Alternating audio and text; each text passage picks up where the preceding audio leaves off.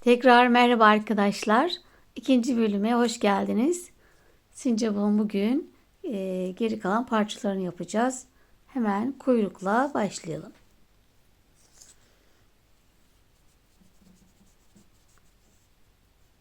Şöyle yine ipimizi bir sabitleyelim.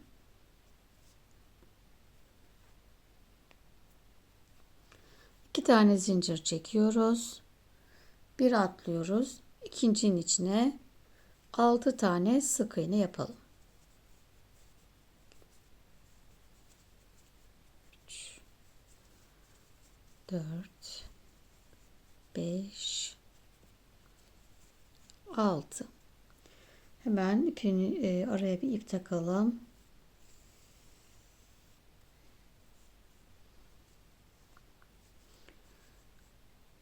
İlk ilmeği batıp ilmek kaydırdım, bir zincir. Bundan sonra hep dönerek öreceğiz. Sadece burada ilmek kaydırıyoruz. Şimdi burada bir sıra yine 6 sık iğne örelim. Bir ve ikinci sıralarımız 6 sık iğne. 3, 4,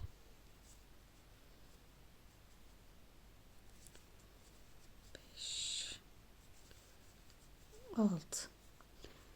İpimi bu tarafa aldım.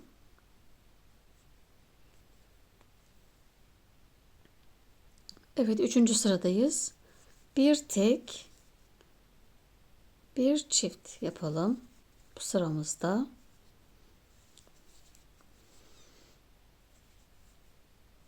Bir tek, bir çift, bir tek, bir çift. Evet, 3 tane arttırma yaptık ve 9 sık iğneye ulaştık. Dördüncü sıradayız.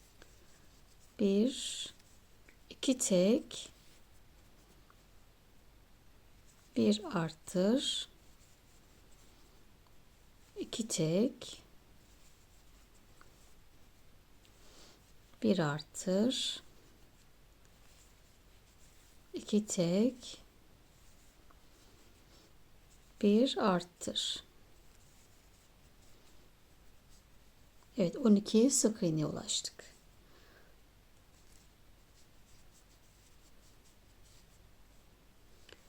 Evet, 5. sıradayız. 3 tek, 2, 3, bir arttır, 3 tek, bir arttır, 3 tek, bir arttır. Evet, 15 sık iğneye ulaştık. Evet, 6. sıradayız. 4 tane tek, 3, 4, bir arttır, 4 tek, 3, 4, bir arttır, 4 tek, bir arttır. Yine 3 tane arttırma yaptık. 18 sık iğneye ulaştık.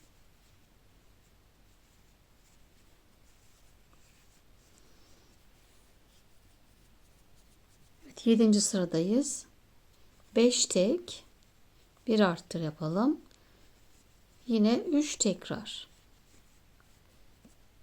Sıra sonunda 21 sık iğneye ulaşacağız. Evet, 8. sıradayız. 6 tane tek, bir arttır yapalım. 3, 4, 5, 6, bir arttır. Yine 3 tekrar yapıyoruz. 24 sık iğneye ulaşacağız. Evet, 9. sıradayız. 7 tane tek, bir arttır yapalım. Yine 3 tekrar.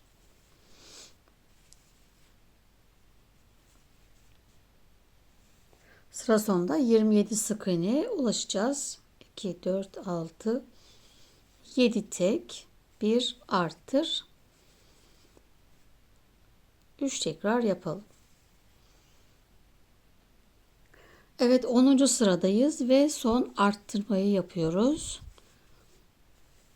8 tane tek, bir arttır yapalım. 3, 4, 5, 6, 7, 8 tek, bir arttır. Yine 3 tekrar yapacağız ve 30 tane sık iğneye ulaşacağız. Evet, kuyruğumuzu son artırma yaptıktan sonra toplam 14 sıra eksiltme artırma yapmadan düz ördüm. Şimdi bu sıramızda yine eksiltme artırma yapmayacağız. Sadece 12 tane sık iğne, 18 tane DC yani ikili trabzan öreceğiz. Önce 12 tane sık iğne yapıyorum. 2, 3, 4, 5, 6, 7, 8, 9, 10, 11, evet 12 tane sık iğne. Şimdi geri kalan 18 taneyi de ikili trabzan. Tığın üstüne aldım. Batıp 2 defa da çıkıyorum. Yükseltmiş olduk yani burayı. Tekrar ikili trabzan. Burası rahat dönsün diye yani kuyruğumuz. Sıra sonuna kadar hepsine ikili trabzan yapalım.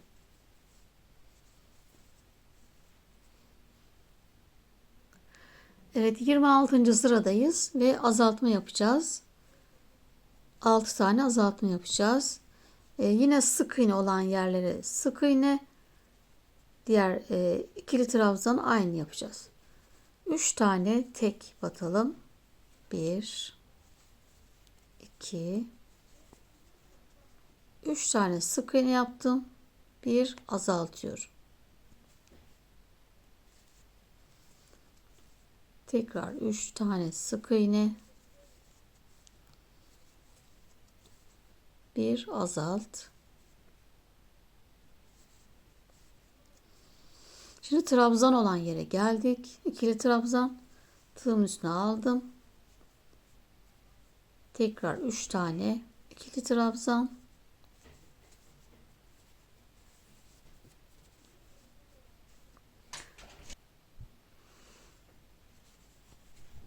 Evet. 3 tane ikili trabzan yaptık. Bir azaltıyorum. Bunun için batıp çıktım. Tekrar batıp çıktım. Hepsini bir kapattık. Tekrar 3 tane ikili trabzan.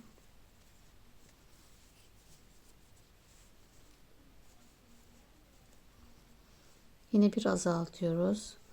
Batıp çıktım. Tekrar batıp çıktım. Hepsini bir kapattık. Eksilmiş oldu. Tekrar 3 tek.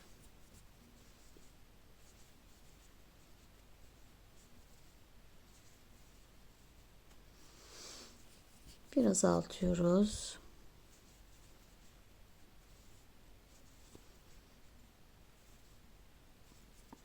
Hepsini bir kapattık. 3 tek.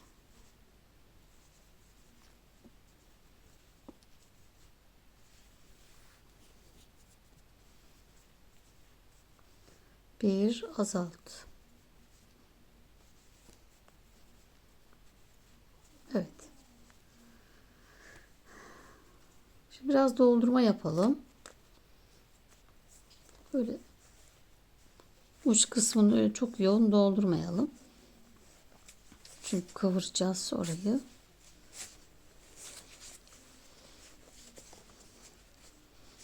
Şunu biraz yassı yapsak yeterli şöyle.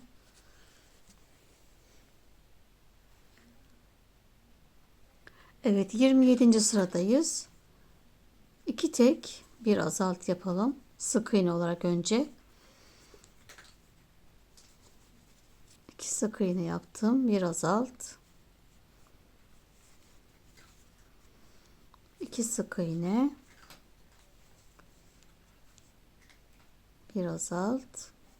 Bundan sonrakileri ikili trabzan olarak yapalım. Tığımızın üzerine alıp 2 tane sık iğne, ikili trabzan, bir azalt yapıyoruz.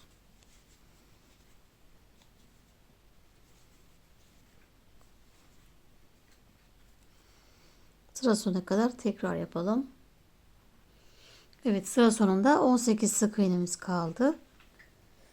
Şimdi 28. sıradayız. Bir tek bir azalt yapıyoruz. Bir tek bir azalt. Sık iğne olarak yaptım. Şimdi yine ikili trabzan. Bir tek bir azalt. Sıra sonuna kadar yine toplam 6 azaltma. Evet, sıra sonunda 12 sık iğnemiz kaldı. Şimdi son azaltmamızı yapacağız. Şuradaki boşluğumuzu da dolduralım. Son boşluklar.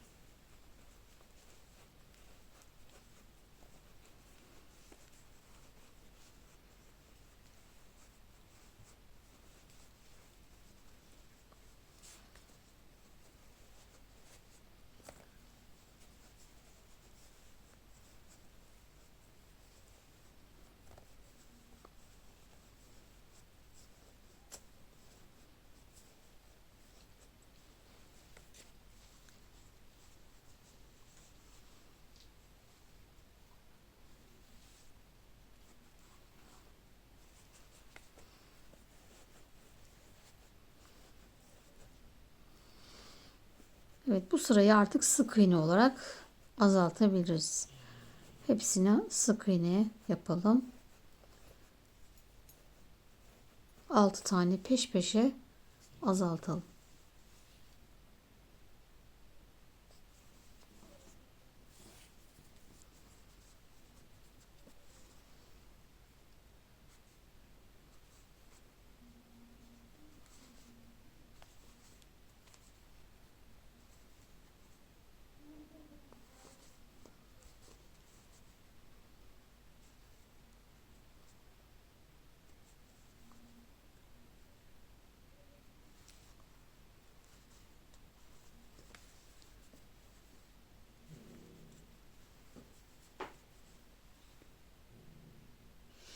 Evet, sıra sonuna geldim. İpimi biraz uzun kopardım. Burayı kapatmak için yine katlardan geçelim.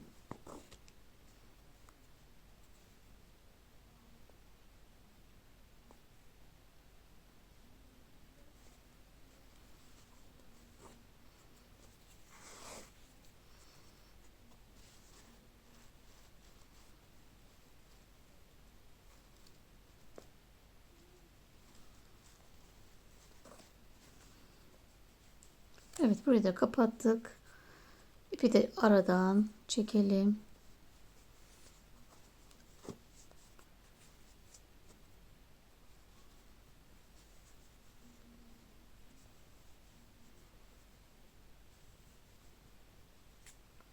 Evet, kuyruğumuzu da bitirdik.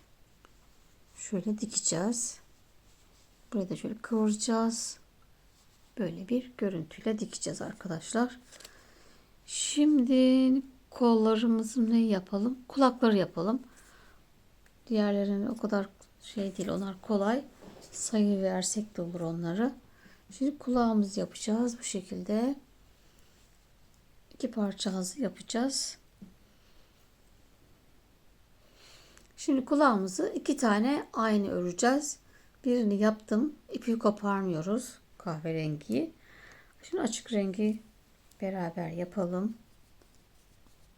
Aynı sayılar. İpimi sabitledim. 5 tane zincir çekiyorum. 2, 3, 4, 5 zincir. Hemen bir atlıyoruz. İkinci zincire batıyoruz. 1, yanındakine batıyorum. 2, yanındaki zincire 3. 3 tane sık iğne yaptık.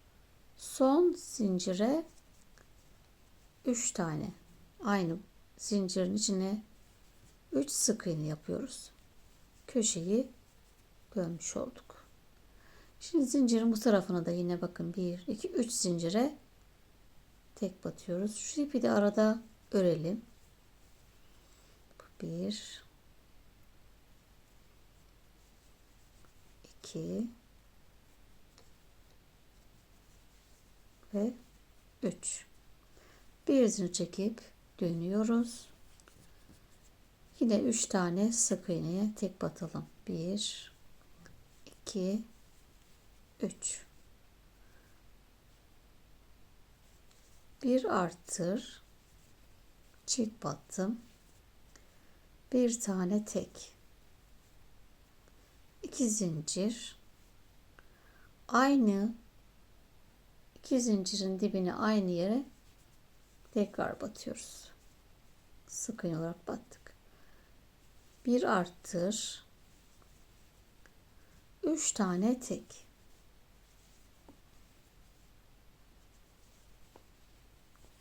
Şimdi bu ipimizi koparacağız. Bunu kopardık. Diğerini de aynı örüyoruz ve örerek birleştireceğiz. Kahvenin şimdi şöyle tutuyoruz. İp burada. Bunu üzerine koyalım.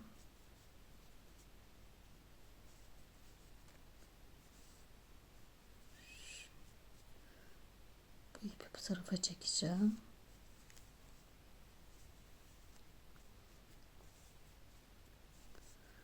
İpler de arada kalacak örerken.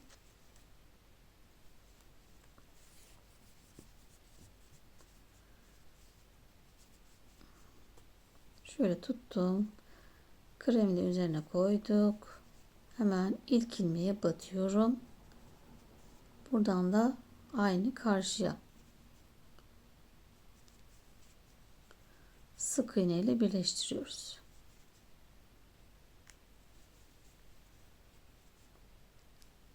Hemen karşısına denk gelen yere batalım.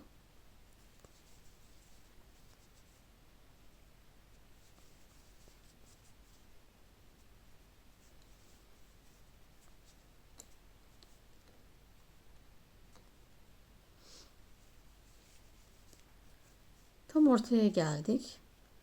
Ortaya battık. Yine bir tane. Şimdi burada 1, 2, 3, 4 zincir çektim. Hemen şuraya yandan 2 ilmeği içinden geçiyorum. Buraya ilmek kaydırdım. Tekrar devam ediyoruz.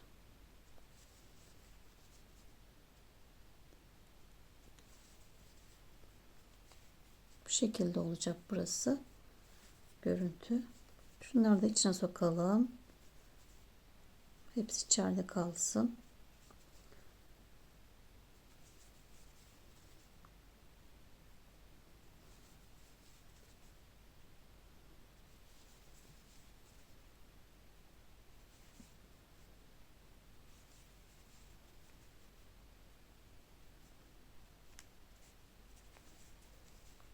Evet.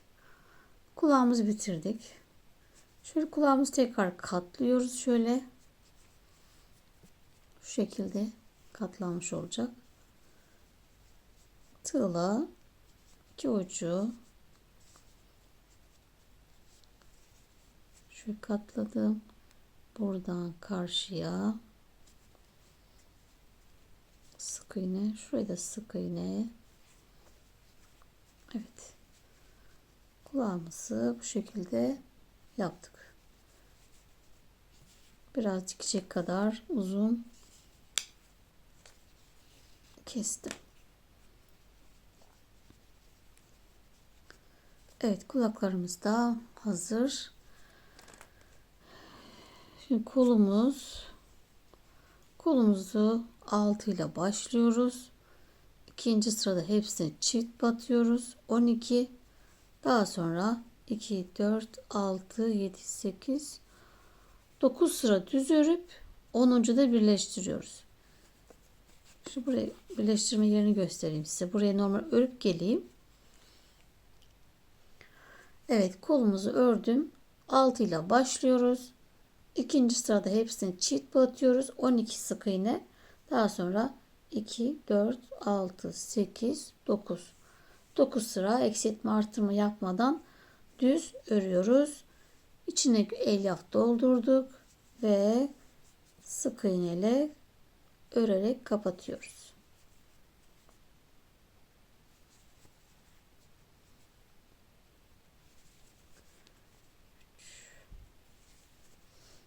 4. Evet, 5 sık iğne ile kapattım. Bir zincir çekiyorum. Şöyle dikecek kadar uzun bırakıyoruz. Evet, bu şekilde kollarımız da hazır. Hemen ayağımızı da şöyle bir küçük ayak yapıyoruz. Yine 6 ile başlayalım. 6, hepsini çift batıyoruz. 12, 4 sıra düz örüp azaltmaya geçiyoruz. Yine ben örüp geleyim buraya kadar. Evet, ayağımızı 6 ile başladım. İkinci sırada hepsini çift battım. 12, 4 sıra düz ördüm. İçini dolduralım ve azaltmaya geçelim.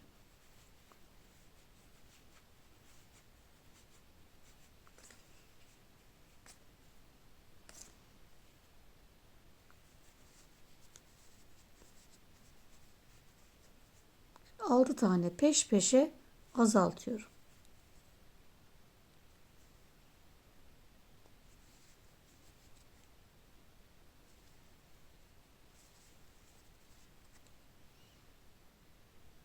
Evet, 6 tane azaltma yaptım. İpimi biraz uzun koparıp şimdi bu boşluğu yine aynı şekilde tek katlardan geçirerek kapatıyoruz.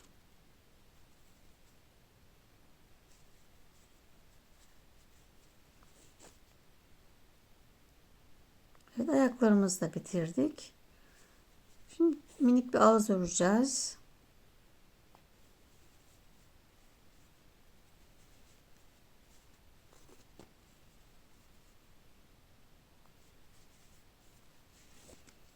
Evet, buradan sonra içeriye çekerim. Yapılışını gösterdim. Ayaklar tamam. Şimdi bir ağız yapacağız. Evet, açık renkle başlıyorum. İpi sabitledim. 2 zincir çekiyorum. Bir atlıyoruz. İkincinin içine 3 tane krem rengili yapıyorum. Üçüncüyü batıp çıktım. Kahveyle geçiş yapıyoruz.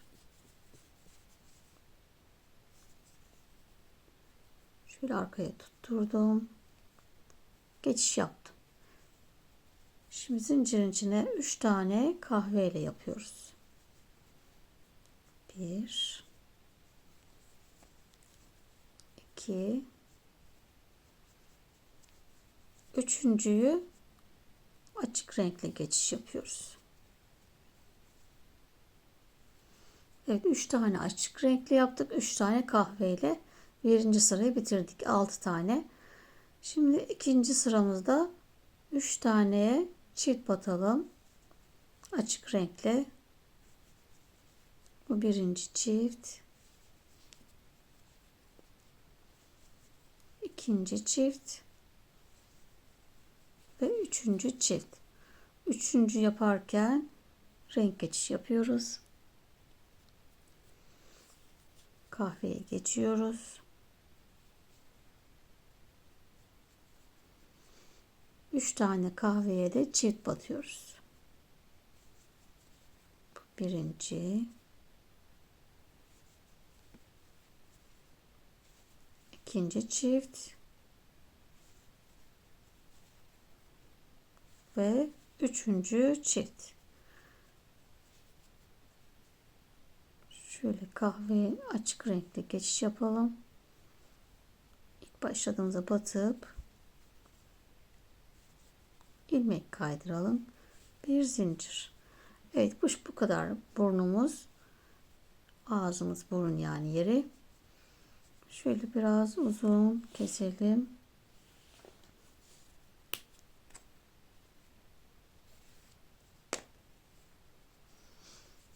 Şimdi bunu bu tarafı kremle, bu tarafı da kahveyle dikeceğiz. Buradan da yine biraz uzun kestim. Bu şekilde hazırladık. Takma burnumuz olacak. Bu da bakalım kaç milimmiş.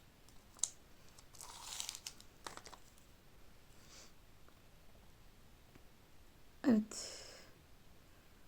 15 milim. Burnumuz 15 milim arkadaşlar. Takma burnunuz yoksa da burayı işlersiniz üçgen bir şekilde. Kahvenin tam ortasına şuraya bunu yerleştireceğiz. Bu şekilde.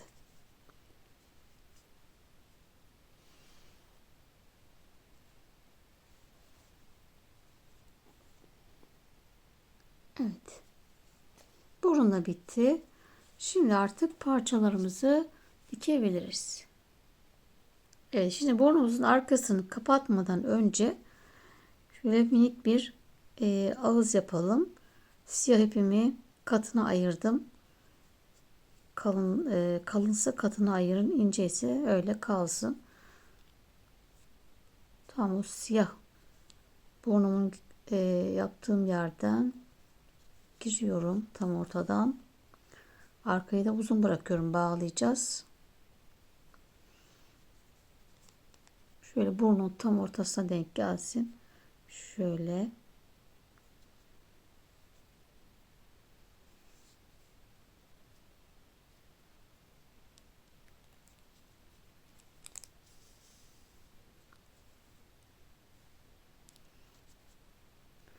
Buradan hemen karşısı. Bakın şuradan çıkıyorum. Aynı yerden burnumun ortasından tekrar çıkıyorum. Şöyle minik bir ağız. Kadife olduğu için içine giriyor. Halbuki sayılar aynı.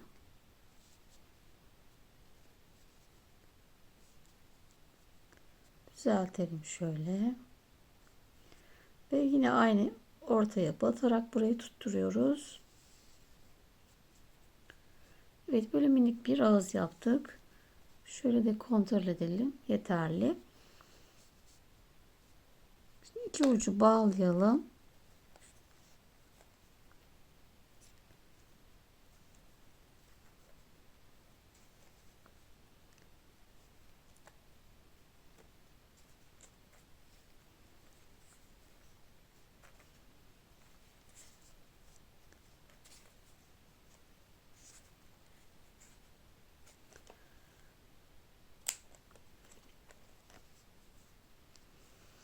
Şimdi arkayı kapatabiliriz.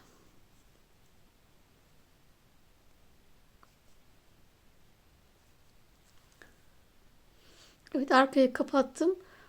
Burayı yine mühürleyeceğiz. Burasının sivri olmaması lazım. Düz olacak dikerken çünkü engel oluyor. Hem de güvenlik açısından garanti olsun diye de mühürlüyoruz zaten.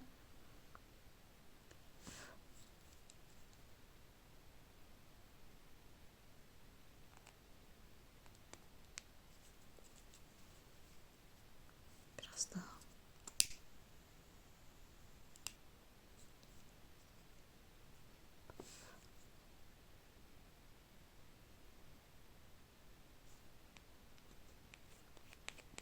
Evet.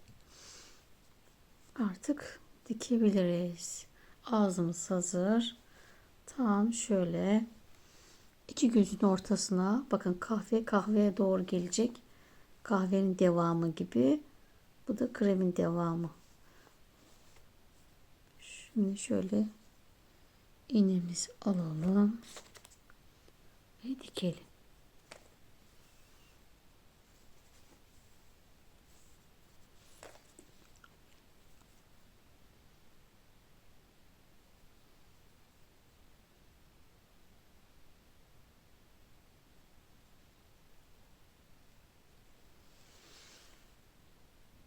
Evet, iğnemi değiştirdim. Öbürlerle iyi olmuyor çünkü. Evet, tam ortaladım. Şöyle oradan çıkalım.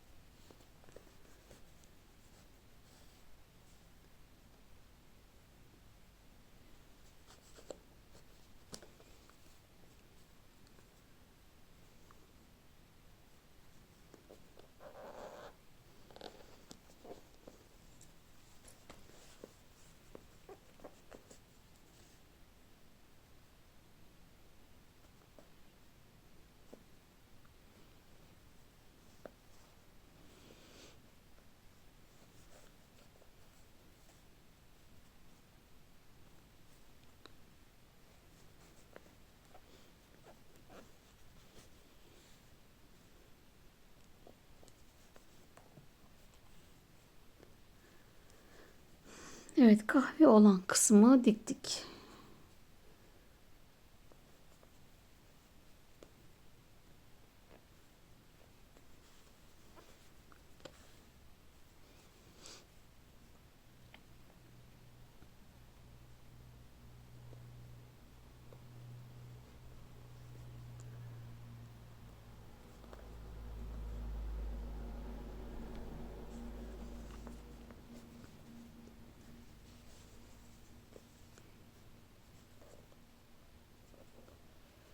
Buraya iç kısma düğüm atıyorum.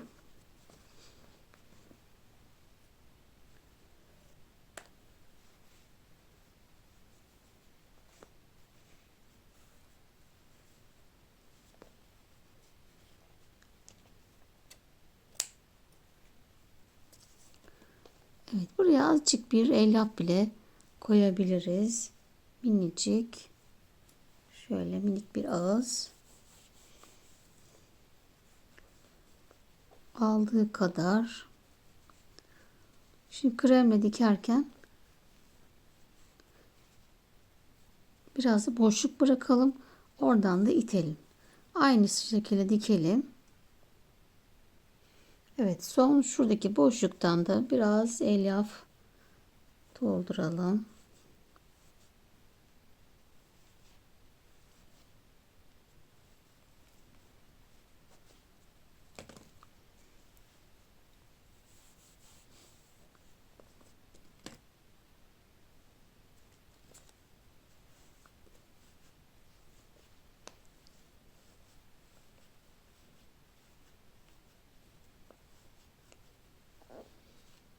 Evet, aldığı kadar. Evet. Son dikmeyi de tamamlayıp koparalım. Evet, şimdi gözlerimizi çekeceğiz. Tam boyun kısmını ortadan şuradan girelim. Önce şuradan yapalım. Gözümün tam orta kısmından çıkıyorum.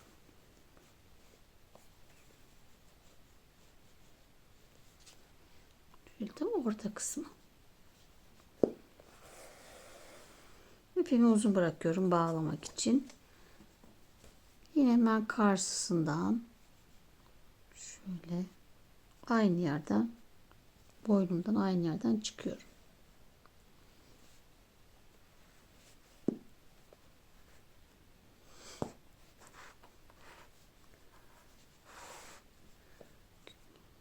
Gözümün üstünden geçsin.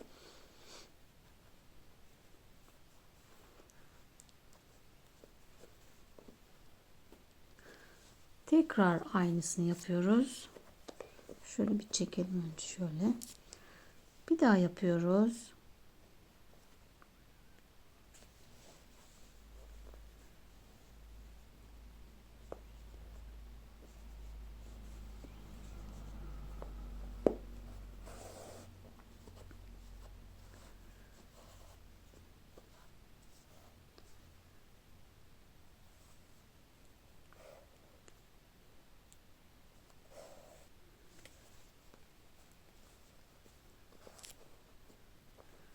Bu sefer alttan gelecek.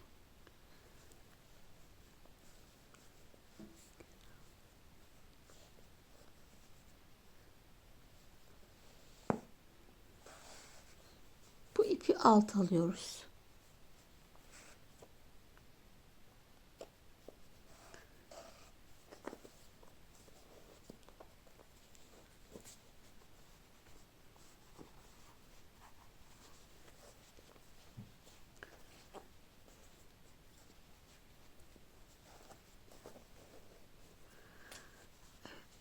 Biraz sonra tekrar çekeceğiz zaten. Şimdi aynısını karşıya yapacağız.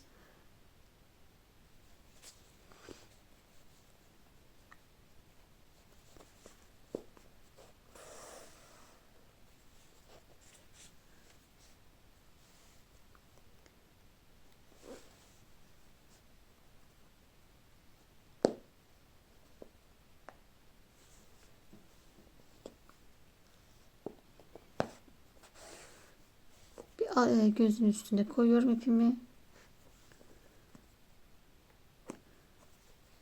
Diğerini de alta koyacağız.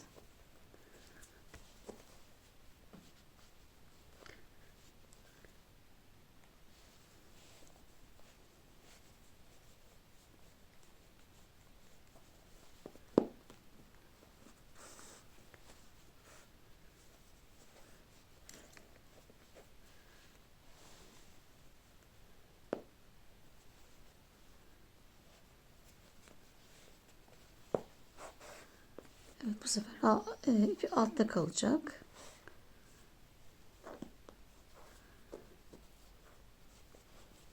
Evet, şimdi bunu güzelce bir çekelim.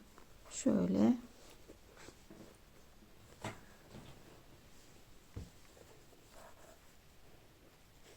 Asılalım. Ve bağlayalım.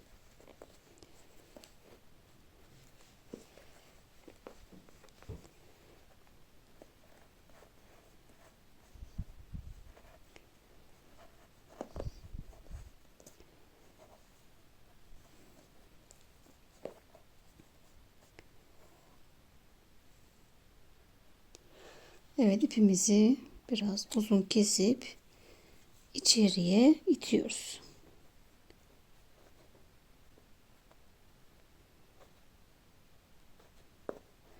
Evet. Yüzümüzü de yaptık.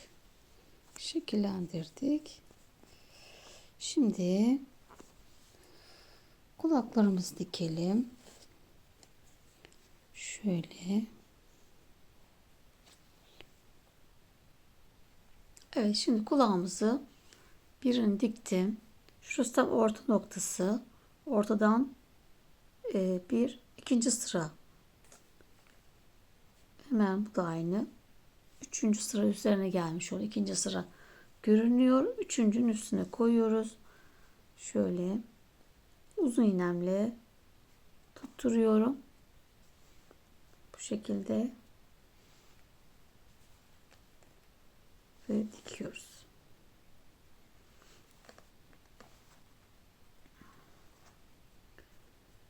Bir kafaya batıyoruz. Bir kulağa.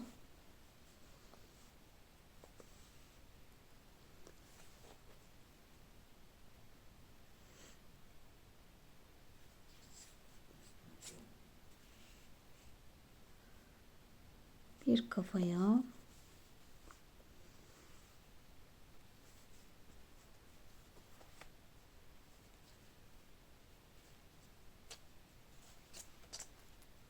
bir kulak,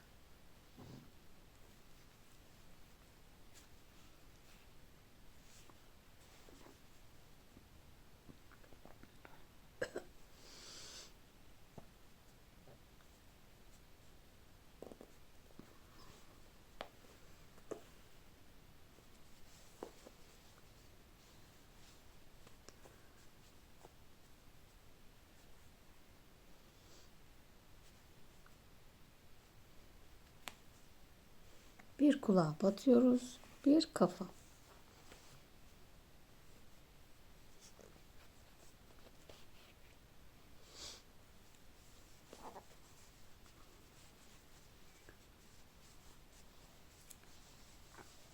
Bu şekilde görüntüsü.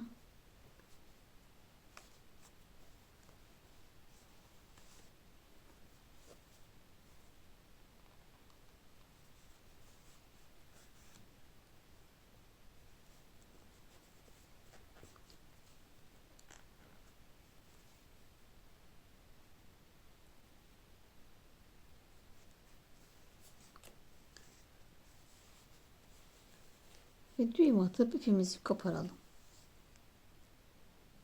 Evet, şimdi kolumu dikeceğim arkadaşlar. Ve kolumu tam kulak hizası yana gelen yer. Şu kısma tam boynun altına şöyle yerleştiriyorum yan bir şekilde. Buraya dikelim.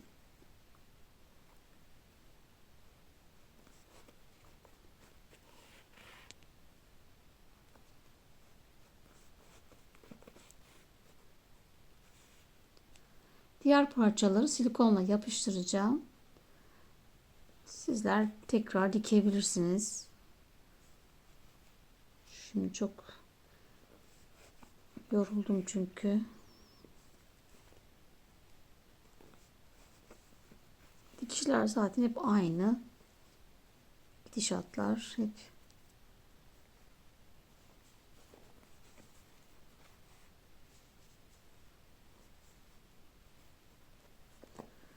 Evet, diğer kolu aynı şekilde dikelim.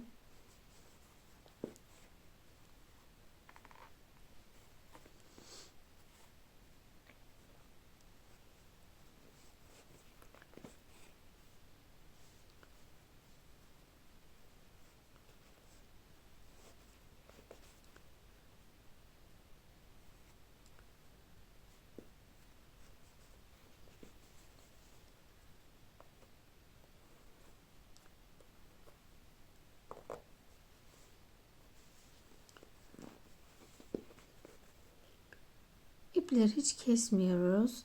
Hep böyle başka noktalara doğru itelim. Zamanla çıkmasın diye. Diğer kolda aynı dikelim. Bir de elinde bunun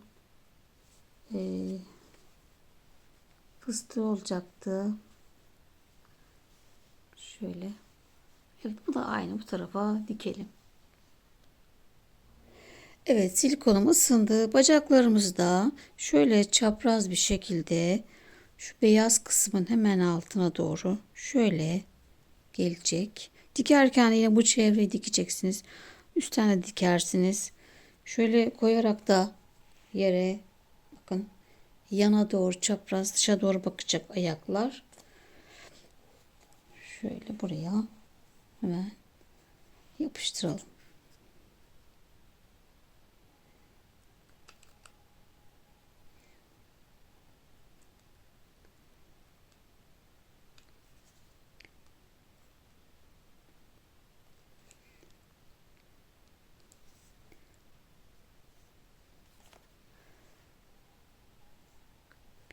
Diğerini de yapıştırayım. Şöyle bekletin. Evet, şu kol aralarına da yapıştıralım.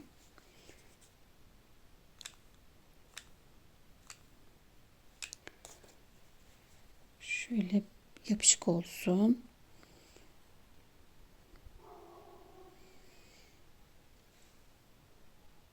Evet, kuyruğumuzu da şöyle şekil verelim, katlayalım. Bu tarafa doğru yuvarlak bir içe doğru olacak.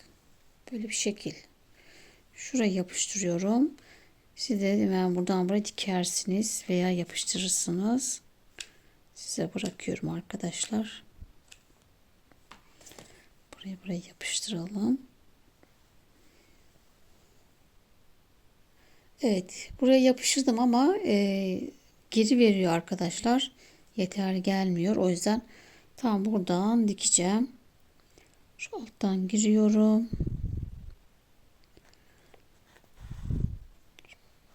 Buradan bağlayacağım tekrar. Burayı uzun bıraktım. Burayı da karşılıklı dikelim.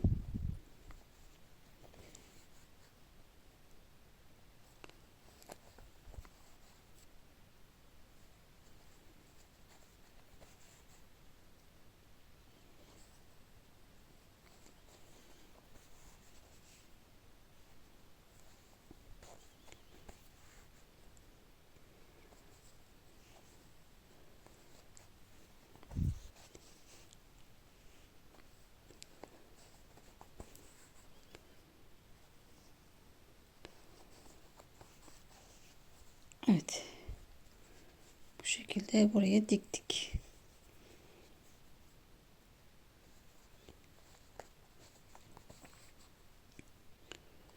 Ve ilk buradan tekrar bağlayalım.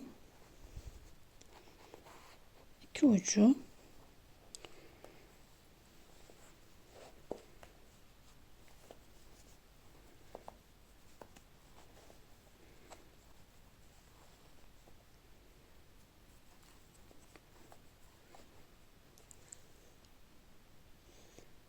Evet, şimdi kuyruğumuzu da dikerken oyuncağımızı düz oturtuyoruz.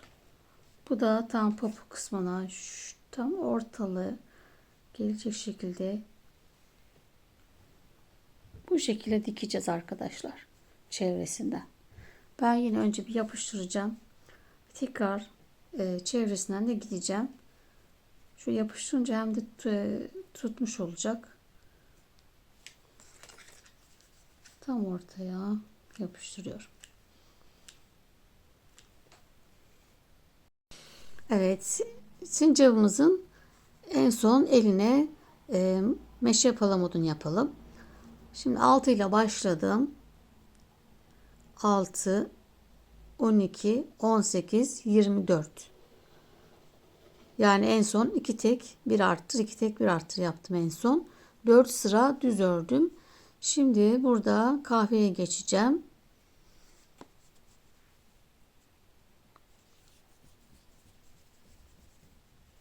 Kahveyle kapatalım. İlk ilmeğimin arka katından örüyorum. Burada. Önden değil. İlk ilmeğimi tekrar ilmek kaydırdım. Bir zincir. Aynı ilmeğin içine sık iğne. Tekrar yanındakinin arka katından sıra sonuna kadar 24 sık iğne BLO'dan öreceğiz.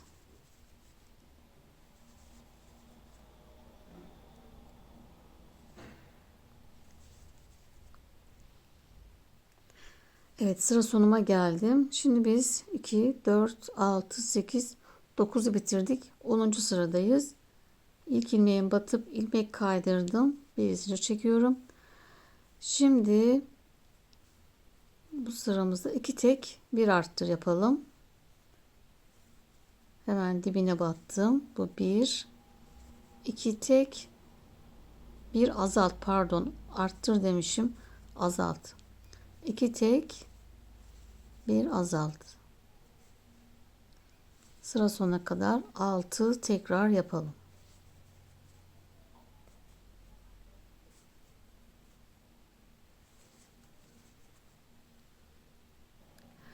Evet, 10. sırayı bitirdik. Şimdi bir tek buradan direkt buraya geçiyorum. Bir tek bir azalt. Yine 6 tekrar yapalım. Bir tek, bir azalt. Daha sonra hepsini bir azaltalım. Kısa keselim. Çok uzun sürüyor videolar.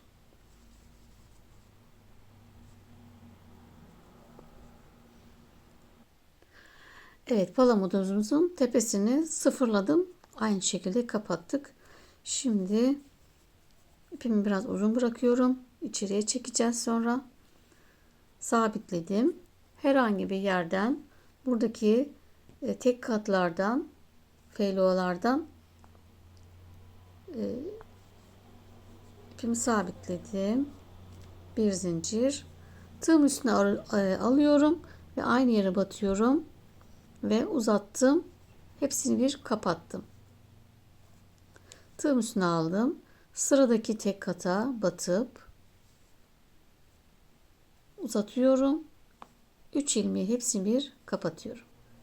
Tığım üstüne aldım. Sıradaki tek kata batıp uzattım. Hepsini bir kapat.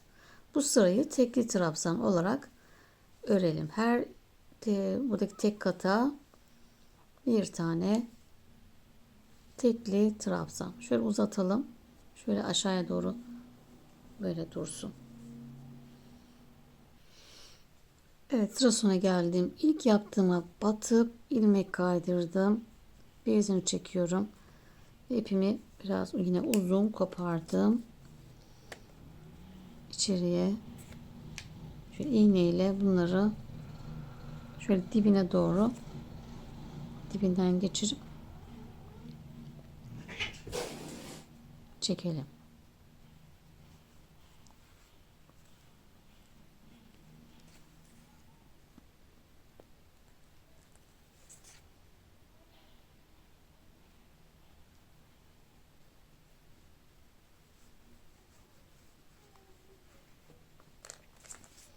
Evet.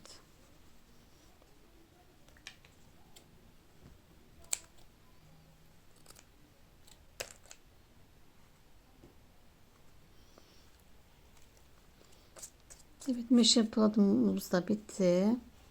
Şöyle elimize de bir düzeltelim. Şu kısmı da şöyle bir şekil verelim. Ucunu.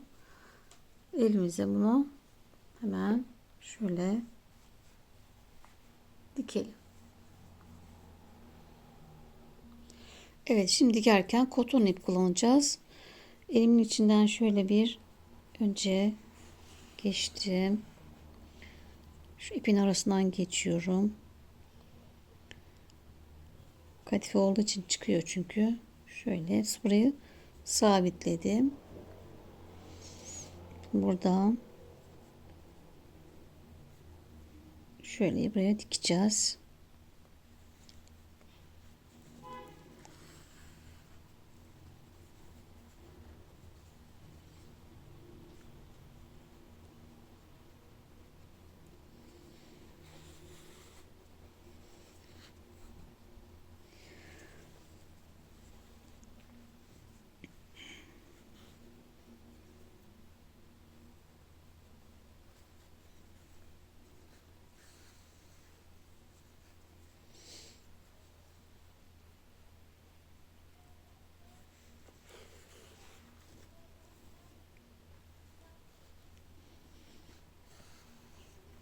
Evet, burayı diktik.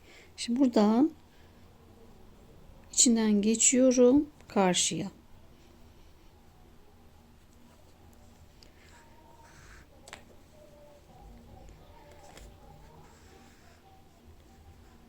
Evet, şimdi aynısını bu tarafa yapalım.